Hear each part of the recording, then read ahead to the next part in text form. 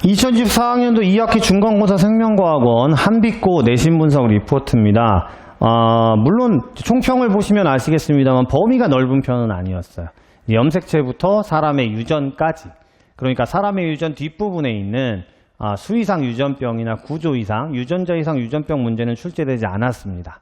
다만 거기다 객관식 20문항만 또 출제가 됐기 때문에 문항수도 적었어요. 그런데 문제 난이도는 별 5개 중에 3개를 준 건 생각보다 미지수가 많고 경우의 수를 많이 따지는 그런, 그리고 새로운 형태의 문제들이라고 보여지는 것들이 출제가 됐기 때문에 학생들이 생각보다 문항수가 적고 범위가 적다라고 해도 문제를 푸는 데 있어서 좀 까다롭게 느꼈을 것으로, 그리고 시간상으로 부족하다 보니까 뒤로 갈수록 긴장 때문에 지치죠. 그리고 포기하는 경우가 많았을 것 같은 그런 형태의 문제였습니다. 그리고 문항수가 적다 보니까 아무래도 문항당 점수가 높죠. 그러다 보니까 한두 개 좀 어렵다고 느꼈을 경우에 지레 포기하는 경우가 많았던 시험으로 보여져요. 그래서 80점대 후반이 1등급으로 보여지고요. 평균은 50점대가 안 된 걸로 보여집니다. 특이사항은 지금 고양시 파주시 이 동네에서 최근에 이런 내신 문제가 많이 나오는 편인데요. 사람의 유전까지가 시험임에도 불구하고 이제 핵형 분석이라고 해서 염색체 사진, 그림 문제에서는 유전병에 대한 걸 체크하게 시켜요. 지금 한빛 같은 경우도 2번 문항에서 핵형 분석에서 다운 증후군의 수이상 그림 문제가 출제가 됐습니다. 물론 학원 수업에서 하면서도요, 앞부분에 핵형 분석 염색체 그림 사진에 대한 걸 배울 때 수이상에 대해서도 물론 외우게 시킵니다만 학생들이 우리 시험 범위 수이상 아니야, 그러니까 외우는 걸 까먹었을 수도 있기 때문에 이게 또 생각보다 오답률을 높게 가져온 것 같아요. 10번의 혈액형 단독 문항이 또 출제가 됐고요. 물론 혈액형이라는 게 사람의 유전의 가계도에 연계가 되기 때문에 학생들에게 수업 시간에 이제 그런 문제들을 많이 풀리긴 합니다만, 혈액형 단독으로 나오는 문항이 1학기 기말에서 혈액형이 시험 범위일 때는 나오는 거지만 이번 10번 문항에서 또 출제가 됐고요. 한빛은 또 특이하게도 타 학교에 전혀 나오지 않는 친할머니와 고모, 이렇게 친척 관계에 대한 묻는 문제가 또 출제가 됐어요.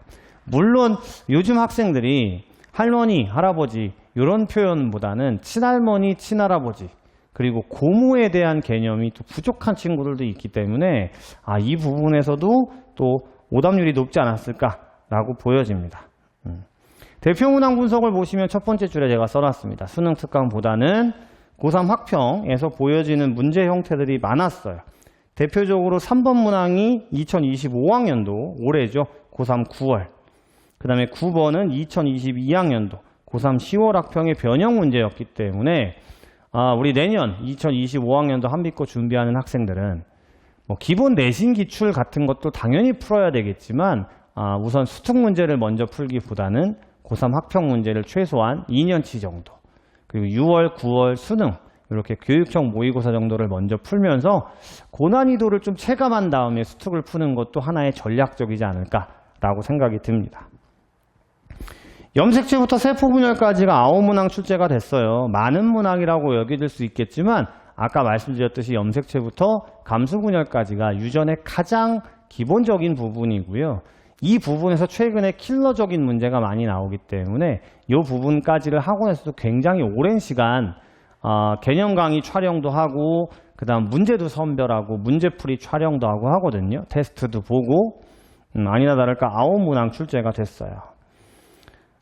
그 다음에 염색분체 DNA량부터 핵산과 유전자까지 아까 말씀드렸던 킬러로서 작동하는 문제들이 꼬박꼬박 출제가 된 걸로 보여지고요. 혈액형 문항이 3문항이나 나왔습니다. 11번에 혈청이라는 용어까지 나오고요. 물론 사람의 유전이 섞여지긴 했지만 거의 혈액형 문항이었기 때문에 내년 준비하는 학생들은 시험 범위가 유전이라고 해도 혈액형 파트를 꼭 다시 한번 문제풀이까지 준비하는 게 좋지 않을까 보여져요. 15번 아까 친척 관계에 대한 문제는 설명드렸고요. 16번부터가 이제 고3 수능 수준의 미지수가 많은 문항이 차례로 출제가 됐습니다.